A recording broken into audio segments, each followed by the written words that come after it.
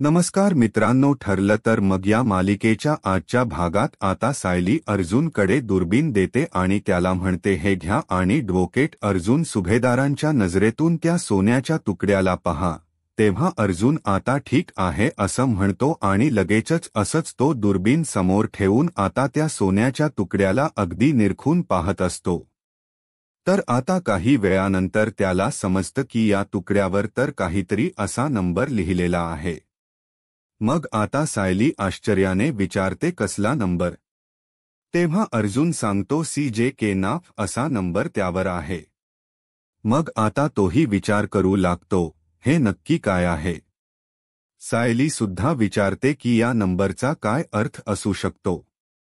मग आता अर्जुन म्हणतो की मला फार काही कळत नाही या दागिन्यांमधलं, मला असं वाटतं हा हॉलमार्कचा दागिना असू शकतो आणि त्याचाच हा नंबर आहे. म्हणजे ज्या दुकानातून ही ज्वेलरी बनवली गेली असेल हा तिकडचाच नंबर असू शकतो आणि CJK आहे म्हटल्यानंतर कोणतं दुकान असू शकतं, हा तो विचार करतो. मग सायली सुद्धा विचार करू लागते, पण दोघांनाही काही लवकर कळत नाही.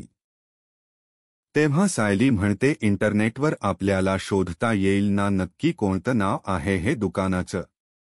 तेव्हा अर्जुन मोबाईल घेतो आणि पटकनच इंटरनेटवर सर्च करू लागतो की नक्की हे शॉप कुठलं आहे. मग आता तो म्हणतो, आय डोंट बिलीव्ह दिस, मला विश्वासच बसत नाहीये. मग आता सायली विचारते, काय झालं? तेव्हा अर्जुन सांगतो, मला तर खरंच विश्वास बसत नाहीये, कारण हे चांदेकर ज्वेलर्स कोल्हापूर यांचा आहे. म्हणजे आपल्या अद्वैत चांदेकरच हे दुकान आहे. मग आता सायली खुश होते आणि विचारते, काय अहो, हे तर अद्वैत भाऊजींचे दुकान आहे म्हटल्यानंतर हा दागिना कोणी बनवून घेतला आहे हे तर आता आपला हक्काचा माणूस आपल्याला सांगू शकतो. तुम्ही आत्ताच भाऊजींना कॉल करा बरं. अर्जुन म्हणतो, आता लगेच कॉल नको, मी मेसेज टाकून ठेवतो की आम्ही उद्या येतोय, चालेल? मग सायली हो म्हणते आणि अहो, चांगल्या गोष्टीला उशीर तरी कशाला करायचा असं त्याला सांगते. मग आता अर्जुन मोबाईलमध्ये मेसेज टाईप करतो, हाय अद्वैत, तुझ्याकडे एक महत्त्वाचं काम आहे. सो मी आणि सायली उद्या कोल्हापुरामध्ये तुझ्या ऑफिसमध्ये येतोय. दुसरीकडे महिपद आता खूप म्हणजे खूपच प्यायलेला असतो आणि अर्जुनला मारण्याची भाषा करतो. नागराज म्हणतो, एवढं सोपं नाहीये ते. नागराज नशेत असूनही त्याला समजावू लागतो, अरे तुला दारू जास्त झालीय म्हणून तुझं डोसं फेरलंय, जा आतमध्ये जाऊन जरा शांतपणे झोप. मग महिपत म्हणतो, नाही जाणार, जर डोकं शांत ठेवायचं असेल ना तर हा एकच पर्याय आहे. असं म्हणून तो एकावर एक ग्लास आता दारूचे घेतो. तेव्हा नागराज म्हणतो, अरे तुला जर अर्जुनच एवढं टेन्शन असेल तर तू विचार कर ना, मला किती टेन्शन असेल. अरे तुला तर काय फक्त जेलमध्ये जाण्याची भीती आहे. मी जर दादाच्या बाबतीत जे काही केलंय ते जर अर्जुनला समजलं तर तो काय करेल? तर मला जिवंत गाढून टाकेल. कारण दारावरची बेल जरी वाजली ना तरीही मला असं वाटत असतं की आला अर्जुन आणि दादाला आता तो माझ्या बाबतीमध्ये सगळं काही अगदी खरं खरं सांगणार, कारण तो अर्जुन माझ्या खूपच जवळ पोहोचायला लागलाय, अशी मला सतत भीती वाटत असते. एकीकडे तो अर्जुन सुभेदार आणि दुसरीकडे ती दामिनी देशमुख बाई, सगळेच जण अगदी डोक्यावर बसायला लागले आहेत माझ्या. ते हरीश प्रकरण तरी अर्जुन वर शेकेल असं वाटलं होतं, पण त्याचं काही झालंच नाही. तेव्हा महिपत वैतागून म्हणतो, ह्या अर्जुन सुभेदार समोर ना काहीच घडत नसतं. कारण तो समोर जर आला ना तर अंगापायातली ताकदच निघून जाते. माझं ना डोसच काम करत नाही, नागराज शेठ डोसच काम करत नाही, करावं काय कळतच नाही. सर्व मार्ग बंद झाले आहेत असं वाटतंय. असं म्हणून महिपत आता खूपच चिडलेला असतो आणि काय करतो तर तिथे असणारी दारूची जी बॉटल असते ना ती अशी फेकूनच देतो, तर ती बॉटल सुद्धा आता फुटून जाते. मग रागातच आता नागराज म्हणतो, फोड रे, आणखी बॉटल फोड, तू मला सांग याने काय आपला प्रॉब्लेम सॉल्व्ह होणार आहे का महिपत? तेव्हा महिपत म्हणतो, माझ्या हातात काय आहे नागराज शेठ? अहो, एकीकडे त्या देशमुख बाईला पैसे देऊ देऊ माझी तिजोरी खाली झाली आणि मैदान कोण गाजवतोय ते तर अर्जुन सुभेदार, आणि ही खेळत बसली आपली माइंड गेम. मग नागराज म्हणतो, हे बघ महिप्त, ती दामिनी जे काही करतीय ना ते करू देत आता तिला. कारण आपल्याला जरी ते कळत नसलं ना तरीही शेवटी जिंकणार तर आपणच आहोत. लक्षात ठेव, जिंकणार तर आपणच, असं म्हणून तो मोठ्या मोठ्याने बोलतो. आता बस झालंच, जा तू शांतपणे झोपायला जा. मग महिप्त म्हणतो, नाही नागराज शेठ, नाही झोपणार मी आता, आपण अजून दारू पिणार. असं म्हणून महिप्त स्वतः आता पुन्हा एकदा दारूची बॉटल घेतो आणि दारू पीत असतो. तेव्हा नागराज त्याच्याकडे पाहतच राहतो, कारण त्या दोघांनीही एवढी ड्रिंक्स केलेली असते की त्या दोघांना कसलंही भांड राहिलेलंच नसतं. ते दोघेही अगदी नशेत असतात, त्यामुळे काहीही बडबडत असतात. दुसरीकडे रविराज आणि प्रतिमा दोघेही घरी आलेले असतात. तेव्हा दोघेही एकदम विचारातच असतात. प्रतिमा आता लगेचच रविराजला पाणी देते, तर रविराज एकदम आपला शांत शांत बसलेला असतो. मग आता प्रतिमा मुद्दामहून विचारते, काय हो, कसलं एवढा विचार करताय? तिकडून निघताना तुम्ही गाडीतून सुद्धा काही बोलला नाहीत माझ्याबरोबर, असं का? मग आता काय डोक्यात काय चालू आहे तुमच्या, असं ती विचारते. तेव्हा रविराज म्हणतो की तुझ्या डोक्यात जे चालू आहे ना तेच माझ्या डोक्यात. तुला समजलं असेल ना पूर्णाईत नवीच्या बाबतीत काय बोलल्या ते, पण आजकाल ती वरचेवर खूप खोट बोलतीये. प्रतिमा म्हणते, हो ना, मी सुद्धा तोच विचार करतीये. रविराज म्हणतो, पण पूर्णाई असं नाही बोलू शकत कधी की तीच खोट वागणं वाढत चाललंय. नक्कीच त्यांच्या लक्षात काहीतरी आलं असेल. प्रतिमा म्हणते, हो मलाही तेच वाटते की ती नक्कीच काहीतरी सारखं सारखं खोट बोलत असणार, आणि आपल्यालाही जाणवतं ना होते कधीतरी, तुमच्याही लक्षात येत असेल ना. आता आपणच आपल्या मुलीला समजवायला हवं, त्यामुळे तुम्ही तिच्याबरोबर जरा थोडं बोला. तिला विचारा नक्की काय खोट बोलतीयस तू, नक्की प्रॉब्लेम काय आहे तुझा. तेव्हा रविराज म्हणतो, ठीक आहे, असं म्हणून तो प्रियाला कॉल करतो. दुसरीकडे प्रिया आयटीतच रूममध्ये बसलेली असते. तेव्हा तिला समजतं की बाबांचा कॉल आलाय. ती रिसीव्ह करते आणि घाबरतच विचारते की काय झालं बाबा, असं म्हणून मनात ती विचार करत असते की म्हातारीच बोलणं जास्त लेदाराने मनावर घेतलं की काय. रविराजला आता अजिबातच तिच्याबरोबर बोलण्याची इच्छा नसते, पण तो थोडा रागात असतो आणि म्हणतो, हे बघ, उद्या ना घरी ये, जरा बोलायचंय तुझ्याशी. मग प्रिया काही न बोलता रविराज फोन ठेवतो, कारण त्याने तिला सक्त ताकीदच दिलेली असते. मग प्रिया म्हणते, हॅलो हॅलो बाबा थांबा ना, तरीही आता ते फोन कट करतात. मग प्रियाला भलतंच टेन्शन येतं. तेव्हा प्रिया मनात विचार करू लागते की किल्लेदार उद्या फक्त लेक्चर झाडेल की अजून काय करेल, मला तर कळतच नाहीये. आणि या म्हातारीला तरी काय गरज होती मध्येच पचकायची उगीच, आणि एक तर साध्या सरळ सुनेच नाटक करून मला अक्षरशः कंटाळा आलाय, त्यात डोक्याला हा ताप. असं म्हणून प्रिया आता वैतागते. मग तेवढ्यात अश्विन सुद्धा आता घरी येतो. मग प्रिया लगेचच त्याच्यापासून तोंड लपवू लागते आणि आपली खाली मान घालून बसते. अश्विन आतमध्ये येऊन दार बंद करतो आणि प्रिया जवळ जाऊन बसतो, तर प्रिया रडण्याची नाटक आपली नेहमीची सुरू ठेवते. तेव्हा अश्विन विचारतो, काय ग तन्वी, पूर्णा आजी असं का म्हणाली की हल्ली तू खूप खोट बोलतेस म्हणून. मग प्रियाला समजलेलं असतं की फक्त अश्विनच असा आहे जो मला सिंपथी मिळवून देऊ शकतो. म्हणून ती आता रडण्याची आणि जास्तच हर्ट झाल्याची नाटकं करत म्हणते, अश्विन अश्विन, तुला माहीत येणारे सायलीचा स्वभाव चांगलाच माहीत असेल ना, ती सगळ्यांना अशी माझ्या विरोधात ना नेहमी भडकवतच असते, पण आता कुणीच माझ्यावर विश्वास सुद्धा ठेवत नाही. अरे, मला बाबांनी कॉल सुद्धा केला होता आणि मला उद्या त्यांनी भेटायला सुद्धा बोलावले.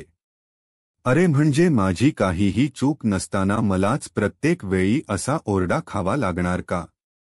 तेव्हा आता अश्विन त्यावर काहीच उत्तर देत नाही आणि मग म्हणतो की ठीक आहे, रविराज काकाने उद्या बोलावलं ना तर आपण जाऊयात. तेव्हा प्रियाला आता भीती वाटू लागते, जर काही उलटसलट रविराज काही बोलला तर अश्विनला सुद्धा काही गोष्टी समजतील आणि म्हणूनच ती म्हणते, नको नको, मी आपली एकटी जाईल ना रे अश्विन. पण अश्विन, तुझा माझ्यावर विश्वास आहे ना रे की तूही मला आता एक पाडणार आहेस. असं म्हणून ती आता रडू लागते आणि सिंपती मिळवण्याचा प्रयत्न करत असते. तेव्हा अश्विन म्हणतो, तन्वी अगं, मी असं काही म्हणालोय का तुला? नाही ना अगं, मी फक्त एवढंच विचारले तुला की घरात आज काय घडलं, आणि आपल्याला माहिती आहे ना सायलीचा स्वभाव कसा आहे. ती कशीही वागू देत, पण तू ना आता तिला उत्तर द्यायला जरा शिक. तेव्हा प्रिया म्हणते, अश्विन, जर तुझी साथ असेल ना मला तर मी कुणालाही सामोरी जायला तयार आहे आणि उत्तर सुद्धा द्यायला तयार आहे. मग त्या सायलीला कितीही वाईट वागू दे अश्विन, तू फक्त नेहमी माझ्या सोबत रहा आणि मला अजून दुसरं काहीच नकोय रे, कारण तुझा हा विश्वास आहे ना तीच माझी खरी ताकद आहे. असं म्हणून ती मुद्दामच अश्विनच्या जवळ जाते आणि त्याला मिठी मारते. खूप काही घडले असं दाखवण्याचा प्रयत्न करत, मला सगळेजण खूपच बोलतात असं दाखवण्याचा प्रयत्न करत असते. तेव्हा अश्विन सुद्धा वेडा लगेचच तिला जवळ घेत तिच्या डोक्यावरून हात फिरवत म्हणतो, शांत हो तन्वी, शांत हो. हे बघ, मी नेहमीच तुझ्याबरोबर असणार आहे आणि पूर्णा आजीला तुझ्याबद्दल जो काही गैरसमज झालाय ना तो मी खोडून काढेन. असं म्हणून अगदी लहान बाळासारखं तो तिला समजावतो. तर प्रिया हसत असते, कारण तिला एवढंच हवं असतं की अश्विन जर माझ्या बाजूने असेल ना तर मला दुसरं कोणी कितीही बोलू देत, तो माझी ताकद आहे आणि त्याला मी खुश ठेवणं खूप गरजेचं आहे, त्याची सिंपती मिळवणं गरजेचं आहे. दुसरीकडे प्रताप आणि कल्पना दोघेही रूममध्ये बसलेले असतात. प्रतापला समजतं की कल्पना आज खूप डिस्टर्ब आहे. मग आता तो मुद्दामहून तिला विचारतो, काय कल्पना, काय झालं? काय तन्वीच्या वागण्याचा विचार करतेस ना तू? कारण पूर्णाई म्हणाली, तन्वी आजकाल खूप खोट वागते, खोट बोलते, त्यामुळे तू जास्त अस्वस्थ झालीस हो की नाही? तेव्हा कल्पना विचारते, तुम्हाला कसं समजलं? मग आता रविराज म्हणतो, कल्पना, आपण एवढी वर्ष संसार केलाय तो उगीच केलाय का? अगं इतकं तरी आपण एकमेकांच्या मनातला ओळखतोच ना. अगं आता तुझ्या कपाळावर आठी होती आणि जिचा विचार केल्यानंतर कपाळावर आठी येते अशी एकच व्यक्ती या घरात आहे, ती म्हणजे तन्वी. असं म्हणून आता प्रताप अगदी स्पष्टपणे काही गोष्टी तिच्याबरोबर बोलतो, तो तरीही आता कल्पनाच्या डोक्यात काही प्रकाश पडत नाही. ती प्रियाचीच बाजू घेते आणि त्याला म्हणते की तुम्ही इतकं टोकाला जाऊ नका. हा हो, आता तन्वी काही बाबतीमध्ये चुकते हे पूर्णपणे खरं आहे, पण ती अल्लड आहे आणि अर्जुनच्या बायकोवरती तिचा राग आहे ना, आणि म्हणूनच ती कधी असं भलतं काहीतरी करून बसते, म्हणजे तिच्या सासूसारखं हो ना. असं प्रताप मग कल्पनाला उत्तर देत विचारतो, अगं तू नाही का सायलीवरच्या रागापोटी स्वतःचा मेंदू बंद करून घेतला? तेव्हा कल्पना म्हणते, अजिबात नाही हा, कारण त्या मुलीचा खोटेपणा ना खूप मोठा आहे आणि तन्वी काय खाण्यापिण्याच्या बाबतीमध्ये कधी खोट बोलत असते आणि ते काय माफ करता पण येतं. तेव्हा प्रताप विचारतो, हो का? असं आहे, ती इतकंच खोट बोलली फक्त खाण्यापिण्याच्या बाबतीत? मग आता कल्पना एकदमच गप्प राहते, ती काहीही बोलत नाही. तेव्हा कल्पना उत्तर दे असं प्रताप पुन्हा विचारतो. तेव्हा कल्पना म्हणते, नाही हो, एवढंच नाहीये, ती आपली बऱ्याचदा अशी खोट बोलतच असते. असं प्रियाबद्दल आता जेव्हा ती सांगते तेव्हा रविराज मात्र हसतो आणि म्हणतो, तुझा जिच्यावर आंधळा विश्वास आहे ती तुझी सून खोट बोलते आणि हे तुला स्पष्टपणे दिसतंय हो की नाही? असं म्हणून आता तो तिला विचारतो आणि म्हणतो, चांगला आहे हा, चांगला आहे, आणि तू तुझ्या डोळ्यावरचा काळा चष्मा उतरवला जरी नसलास तरीही तो काळा रंग अगदी धूसर होतोय आणि त्यातून प्रकाश येतोय, चांगला आहे हा, चांगला आहे. असं म्हणून प्रताप आता कल्पनाचेही डोळे उघडण्याचा प्रयत्न करतो की प्रिया ही खोटारडी आहे आणि ती खोट बोलते आणि सायलीचा खरेपणा तिच्यासमोर तो आणण्याचा लहान सहान गोष्टींमधून प्रयत्न करत असतो. परंतु सायलीने विश्वासघात केल्यामुळे कल्पना काही सहजासहजी तिच्यावर विश्वास काही ठेवत नसते. तर आता दुसऱ्या दिवशी सायली आणि अर्जुन लवकर सकाळी आवरतात. मग आता सायली म्हणते, अहो उकलाचा फोन आलाय. अर्जुन म्हणतो, घे की. मग सायली आता कॉल रिसीव्ह करते आणि हॅलो कला बोल ना असं म्हणते. तेव्हा आता कला विचारते, काय अर्जुन भाऊजी इकडे कोल्हापूरला यायला निघालात, हे खरं आहे का? अग मला सकाळी चांदेकरने सांगितलं. सायली म्हणते, मग अद्वैत भाऊजी आता खोट बोलतील का? ती म्हणते, अग त्याचा काही भरोसा नाही, मला वाटलं खोट वगैरे बोलत असतील. तुम्ही डायरेक्ट घरीच याहा, काय बनवू तुम्हाला जेवायला असं कला विचारते. आणि भाऊजींना काय आवडतं? तेव्हा आता सायली म्हणते, ऐक ना कला, अगं ऐक ना, आम्ही नंतर निवांत येऊच, पण आता खूप महत्त्वाच्या कामासाठी आम्ही तिकडे येत आहोत. म्हणून आम्ही थेट ऑफिसलाच भेटू तुम्हाला आणि काम झाल्यानंतर लगेचच निघू इकडे यायला. तेव्हा कला सुद्धा तिची सिच्युएशन समजून घेते आणि म्हणते, ठीक आहे, आपण सगळेजण मग ऑफिसलाच भेटूयात, चालेल? तेव्हा सायली म्हणते, हो चालेल, आणि 5-6 तासामध्ये आम्ही कोल्हापूरमध्ये असू असंही सांगते. तेव्हा ठीक आहे असं कला म्हणते. आता दोघीही एकमेकींना ना बाय असं म्हणतात आणि मग फोन ठेवतात. तर अर्जुन म्हणतो, या दोघांचं ना सेम असंच आहे, तू म्हणतेस ना ते एकमेकांशिवाय काही राहता येत नाही असं काहीतरी. तेव्हा सायली हसते आणि म्हणते, अहो तुझं माझं जमे आणि तुझ्या वाचून करमेना. तेव्हा अर्जुन म्हणतो, एक्झॅक्टली सेम असंच आहे, पण या दोघांमधलं भांडण मिटलं की अजून तसंच सुरू आहे.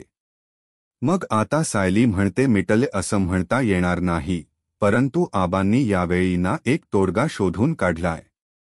मग आता कोणता तोडगा असं अर्जुन विचारतो.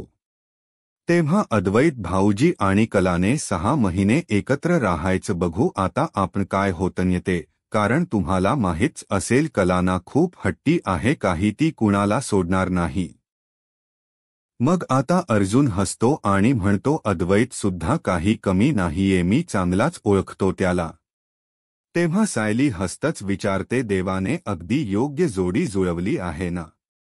मग अर्जुन म्हणतो, हो ना. असं म्हणून ते दोघेही आता पटकनच कोल्हापूरला जायला निघतात. दुसरीकडे आता प्रिया ही रविराजने सांगितल्याप्रमाणे घरी आलेली असते. तेव्हा आता रविराज हा अगदी सिरियस झालेला असतो आणि प्रियाला सर्वांच्या मध्येच जसा उभा करतो आणि काल जे काही घडलं ना त्याच एक्सप्लेनेशन मला हवं असं म्हणतो. तर प्रिया अगदी रडकुंडीला आलेली असते.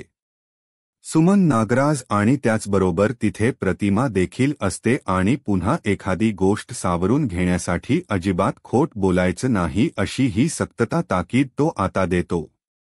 तेव्हा हे ऐकून प्रिया तर खूपच घाबरते. रविराजने आता तिला अगदी स्पष्टपणे ओळखलेलं असतं की काही गोष्टी सावरून घेण्यासाठीही आपली सत अशी खोट बोलत असते म्हणजे असतेच. मग आता तो रागातच विचारतो, खरं आहे ते सांग पटकन. त्यावेळी आता सुमनलाच प्रश्न पडतो, नक्की काय झालं असेल आणि पूर्ण आई असं म्हणाल्या तरी काय भाऊजी? तेव्हा रविराज म्हणतो, काही नाही, खोटारडी म्हणाल्या त्या तिला. तर प्रिया आता डोळे बंद करूनच घेते, पण तिला आता असं सगळ्यांनी घेरलेलंच असतं आणि सगळेजण आता प्रश्न तिला विचारत असतात. मग नागराजलाही समजतं की नक्की झालंय काय. तर सुमनला आश्चर्याचा धक्का बसतो आणि ती विचारते, काय? तर आता नेहमीप्रमाणे आपली मुलगी आहे म्हटल्यानंतर थोडी बाजू तर समजून घ्यायला हवी तिची असं प्रतिमाच्या मनात येतं आणि ती म्हणते, म्हणजे नाही अगं सुमन, अशा शब्दात नाही म्हणाल्या त्या. म्हणाल्या की आपली तन्वीना अलीकडे वरचेवर खूप खोट बोलायला लागली आहे आणि तिने ती सवय आता काढून टाकायला हवी. त्यावेळी आता असं म्हणून प्रतिमा थोडीशी रागात प्रियाकडे पाहते. तर ती वैतागूनच म्हणते, पण मी खोट बोललेली नाहीये. ती सायलीना सत्त मला सगळ्यांसमोर असं खोट ठरवण्याचा प्रयत्न करत असते. मग आता नागराज सुद्धा प्रियाची बाजू घेतो आणि म्हणतो, तसही दादा, अरे हीच आणि अश्विनच लग्न झाल्यापासून अर्जुन आणि सायलीला अजिबात ते आवडलेलंच नाहीये. मग आता प्रिया म्हणते, तेच तर, आणि म्हणूनच बाबा ती सत्त माझ्या विरुद्ध ना सगळ्यांचे कान भरवत असते. तेव्हा रविराज म्हणतो, हो असं आहे का? अगं पण यापूर्वी तू आमच्याशी सुद्धा अशी खोट बोललेलीच आहेस ना, आणि कोर्टामध्ये साक्षी व तुझ्या मैत्रीबद्दल सुद्धा तू खूप खोट बोललेली आहेस, आणि हे सगळं विसरून कसं चालेल तन्वी, असा तिचा खोटारडेपणा बाहेर सगळ्यांसमोर सांगत तो तिला जा विचारतो. मग प्रिया आता रडूनच म्हणते की एवढ्याशा चुकीची मला अजून किती वेळ शिक्षा देणार आहात बाबा तुम्ही? तेव्हा तो म्हणतो, ही शिक्षा अगं तन्वी बाप म्हणून वाटणारी काळजी आहे. आता तुझ्यामुळे सासरची माणस जर दुखावत असतील तर त्याचा विचार नको का करायला? मग आता प्रतिमा म्हणते, हे बघ तन्वी, सुभेदारांची सून म्हणून तू त्या घराला जोडून ठेवायला हवस, पण उलट तुझ्यामुळेच त्या घराला तडे जातायत हे जर दिसलं ना तर मला खरंच खूप काळजी वाटते. अगं तू जरा सायलीचं वागणं बघ ना, ती कशी वागते घरातील सगळ्यांबरोबर, तुला ना खरंच खूप काही शिकता येईल तिच्याकडनं. मग आता तुझ्या विरोधात मी सायलीची बाजू कधीच घेणार नाही असं रविराज म्हणतो. पण पूर्ण आईने जेव्हा काल तुझ्या खोटेपणाबद्दल विषय काढला तेव्हा सायलीने तर बाजू सावरून घेतली ना. नाही तर सायलीला प्रतिमाच्या साडीबद्दल बोलण्याचं खरंच काही तसं कारण नव्हतं. मग आता सायलीचा खरेपणा रविराज हा प्रियाला सांगत असतो. प्रतिमा सुद्धा सायलीचा मोठेपणा ना सांगते आणि म्हणते, हे बघ काल तुला ना तिने सावरून घेतलं बाळा, आणि तो विषय तिथल्या तिथे बंद केला, अजिबात विषय वाढू दिला नाही, आणि ही अशी मुलगी तुझ्या विरोधात घरच्यांचे कान कसे भरेल सांग ब्र. तर आता रविराज आणि प्रतिमा हे दोघेही सायलीचा खरेपणा तिला सांगत असतात आणि प्रियालाही हे माहीत असतं की सायलीने काही केलेलं नाहीये, परंतु उगीच स्वतःला खरं ठरवण्यासाठी आणि सायलीला सर्वांसमोर खोट पाडण्यासाठी ती सायली विरोधातच काहीतरी सांगते. मग दुसरीकडे आता सायली आणि अर्जुन दोघेही आता कोल्हापुरामध्ये पोहोचलेले असतात. अद्वैत कलाची ते ऑफिसमध्ये भेट घेतात. तेव्हा कला आता म्हणते की सायली, हे बघ तू म्हणालीस की आमच्याकडे वेळ नाहीये, आम्ही नंतर कधीतरी येऊ म्हणून घरी येण्याचा आग्रह सुद्धा मी केला नाही बघ. आता इथे आलात तर तुम्ही अजून थोडा वेळ थांबा आणि काहीतरी पाहुणचार करायला नको का तुमच्या? मग अद्वैत म्हणतो, हो ना बरोबर आहे. आता इथे आलात तर चहा किंवा कोल्हापुरातली झणझणीत मिसळ तर व्हायला हवी ना. मग अर्जुन म्हणतो, नको रे अद्वैत, कारण आम्हाला घाईतच पुन्हा निघावे लागणार आहे, कारण वात्सल्य आश्रम केससाठी काही शेवटचे पुरावे गोळा करायचे आहेत आणि त्यासाठीच आम्ही तुझ्याकडे आलोय, कारण मी आता दामिनी देशमुख आणि महिप्तला आणखी खोटेपणा करायला अजिबातच वेळ देणार नाहीये. तेव्हा अद्वैत म्हणतो, ऑफकोर्स तुला सांगू च्युली, मी तुझी ही केस ना खूप आधीपासून फॉलो करतोय. म्हणजे मधुभाऊंनी खून केला आहे असं सांगणारी एक आई विटनेस असूनही ज्या पद्धतीने ही केस खेचून आणली आहेस ना त्याला खरंच काही तोड नाही. असं म्हणून अर्जुनच्या कामाच कौतुक आता अद्वैत करत असतो. तेव्हा थँक्यू सो मच अस आता अर्जुन म्हणतो. तेव्हा कला विचारते, पण सायली मला एक कळत नाही, असं अचानक आमच्याकडे तुम्ही काय काम काढलंत, आणि तसही तू फोनवर सुद्धा काही बोलली नाहीस. तेव्हा सायली सांगते, कला अगं फोनवर तसं बोलण्यासारखं नव्हतंच. मग आता ती अद्वैतला सांगते, ऐका ना अद्वैत भाऊजी, आमच्याकडे ना एक वस्तू आहे आणि त्या वस्तूकडनं तुमच्याकडून पूर्ण माहिती हवी आहे. तेव्हा अद्वैत विचारतो, कोणती वस्तू? मग आता अर्जुन ते दाखवतो सोन्याचा तुकडा. मग आता अर्जुन सांगू लागतो, हे बघ ना, कदाचित आम्हाला असं वाटतं एअरिंगचा तुकडा असू शकतो किंवा हा पेंडंटचा तुकडाही असू शकतो, आणि आम्हाला ना कळत नाहीये म्हणूनच तुमच्याकडे आलो. तेव्हा आता अद्वैत ही ती वस्तू अगदी निरखून पाहत असतो, नक्की काय आहे त्याच्यावर, कोणता कोड आहे ते, आणि मग तो कलाकडे सुद्धा देतो. तर आता कला सुद्धा अगदी बारकाईने ते पाहू लागते। तेव्हा कला सांगते, माझ्या नजरेला जेवढं कळते ना भाऊजी पाहून तर असं मला कळते की हा पेंडंटचा तुकडा आहे आणि हा कानातल्याचा तुकडा असता तर जिथे ते तुटले ना तिथे किंचित एखादा बाक असता। मग अर्जुनला समजतं हे कानातलेचा तुकडा नाहीये, हा तर पेंडंटचा तुकडा आहे। आता कला पुन्हा अद्वैतकडे तो दागिन्याचा तुकडा देते। मग अर्जुन सांगू लागतो, हे बघ त्याच्या पाठीमागे एक हॉलमार्क आहे, CJK 95 असतं त्यावर हॉलमार्क आहे। मग आता दुर्बिणीतून ते तो पाहू लागतो। तेव्हा त्यालाही धक्काच बसतो, कारण त्याच्याच दुकानातील तो पेंडंटचा तुकडा असतो। मग आता अद्वैत म्हणतो, हे बघ अर्जुन, हॉलमार्क तरी आमच्याच दुकानाचा आहे CJK 95, कारण CJK म्हणजे चांदेकर ज्वेलर्स कोल्हापूर आणि 95 म्हणजे 95 साली हा दागिना आमच्या इथे घडवला गेला आहे। तेव्हा अर्जुन आणि सायली दोघेही एकमेकांकडे आता पाहतच राहतात। तेव्हा अर्जुनला आनंद होतो, तो म्हणतो, ग्रेट, ऐक ना, हा दागिना कोणी विकत घेतलाय, हा रेकॉर्ड असेलच ना तुमच्याकडे। तेव्हा अद्वैत आणि कला हे दोघेही आता अर्जुनकडे पाहतच राहतात। तर अर्जुन आणि सायली दोघेही एकमेकांकडे पाहतात। आता त्यांना माहीत असतं की आता अद्वैतकडून सगळी माहिती मिळणार, हा दागिना नक्की 95 साली कोणी घडवला होता आणि त्याचं नाव सुद्धा कळणार। तर आता मित्रांनो, पुढील भागामध्ये आता अद्वैत आणि कला सगळे रेकॉर्ड मागचे चेक करू लागतात। 1995 साली नक्की त्याच दिवशी कोणी दागिना हा घडवला होता याचा पुरावा शोधण्याचा खूप प्रयत्न करतात आणि मग अद्वैत म्हणतो, इस ज्या दागिन्याबद्दल विचारतायत ना तो दागिना कालिंदी महाडीने या दुकानातून बनवून घेतला होता असं म्हटल्याबरोबरच अर्जुन सायलीला धक्का बसतो। त्यानंतर ते आता घरी पोहोचतात, तर चैतन्याला ते घरी अगोदर बोलवून घेतात आणि म्हणतात की कालिंदी महाडिक याने हा सोन्याचा दागिना बनवून घेतला होता।